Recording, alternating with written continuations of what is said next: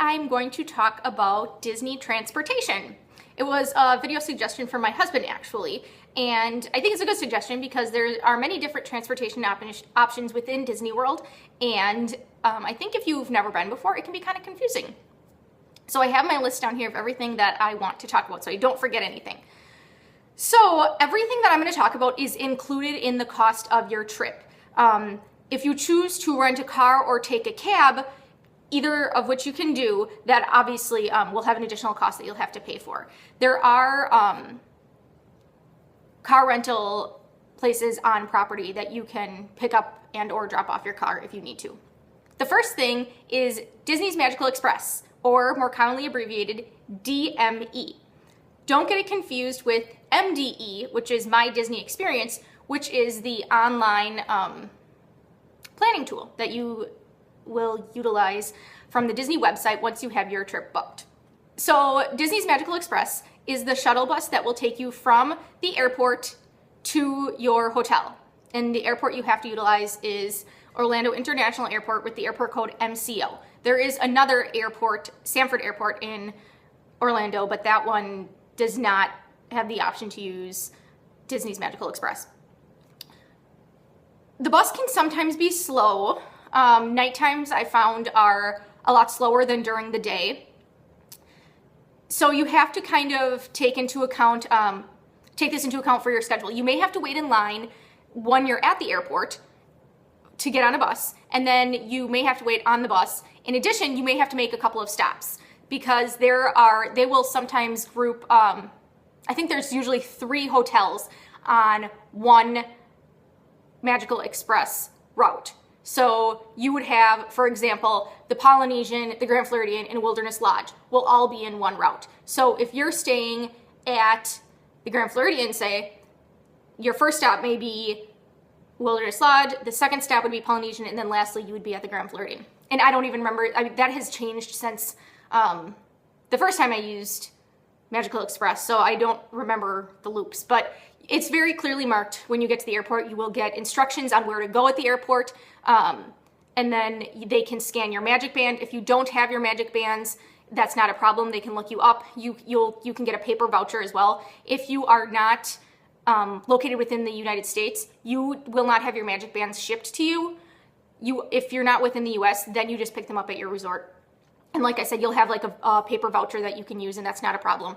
So then they direct you to which line, and you'll have a sign that says which, this line serves the following hotels. You'll get in that line, and then when a bus comes, they get you on the bus, and then they scan your band again, or they look you up somehow, making sure you're getting on the right bus. You have to get on the correct bus. You cannot take, say, if you're staying at the Grand Floridian, but you want to go to lunch at the beach club, you can't get on the beach club bus. You must go to your own resort, and you must get off at your own resort. That's something that I know a lot of people have questions about. I've seen them online quite a bit.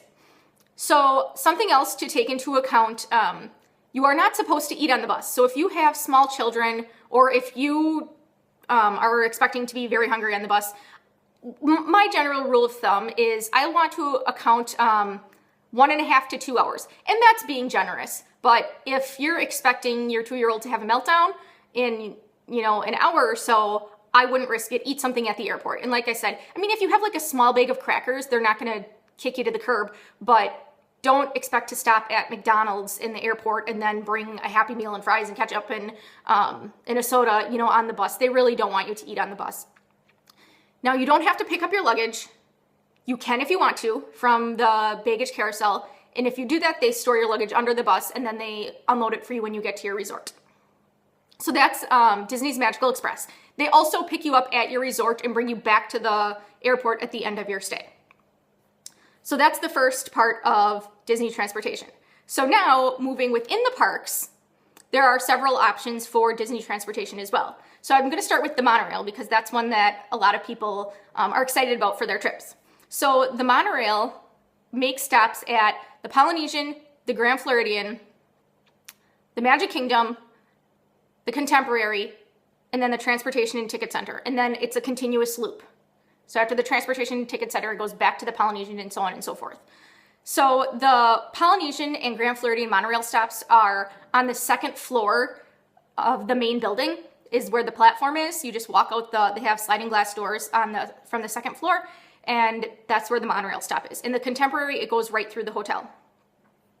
So if you want to go to Epcot, there is a monorail. However, you have to get off at the Transportation and Ticket Center, or more commonly abbreviated, the TTC, and get off the resort monorail, which also serves the Magic Kingdom, and get on the Epcot monorail. So you just go down the ramp, go up a different ramp, and get on the Epcot monorail.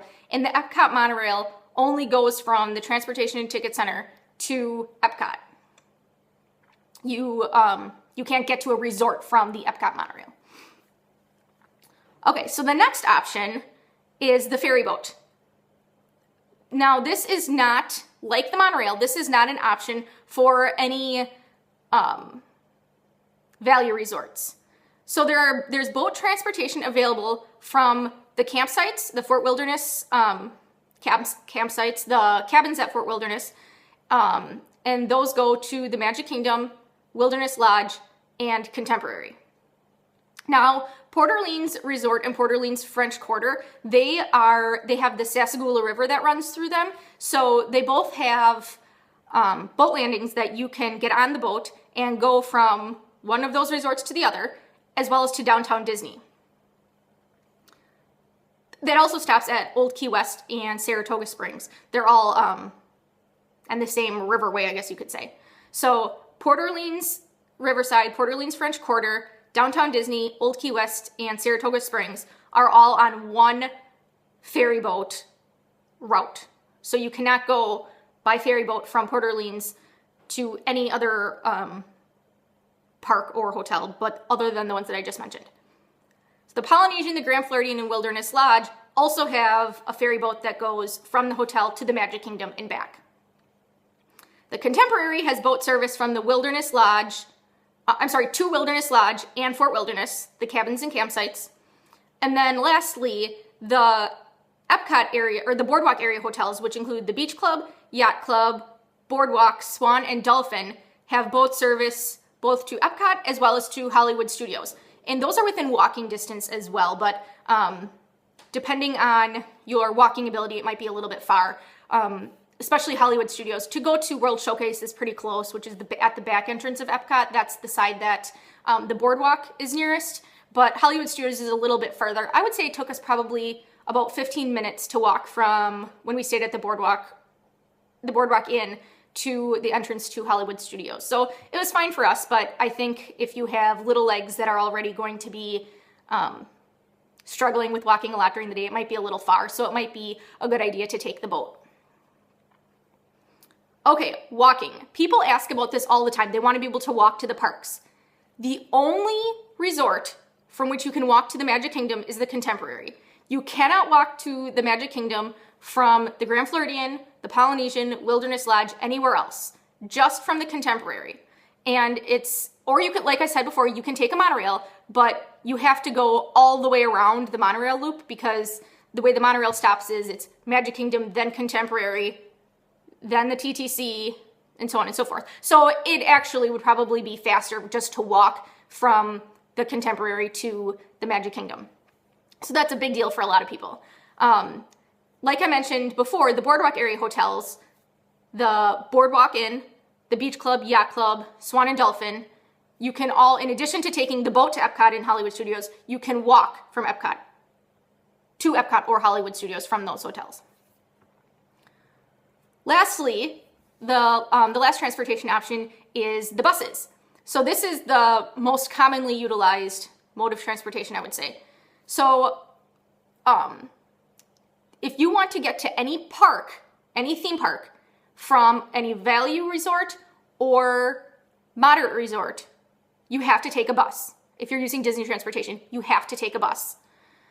Unless it is included in your bus loop, there's no transportation directly from one hotel to another. So say, for example, you're staying at Coronado Springs and you want to go to breakfast at Chef Mickey's, which is in the Contemporary. The only way to do that, well, you have a couple of options. You cannot take a bus from Coronado Springs to the Contemporary, there is no bus service there. You could either rent a cab, or if you have a rental car, you could take that.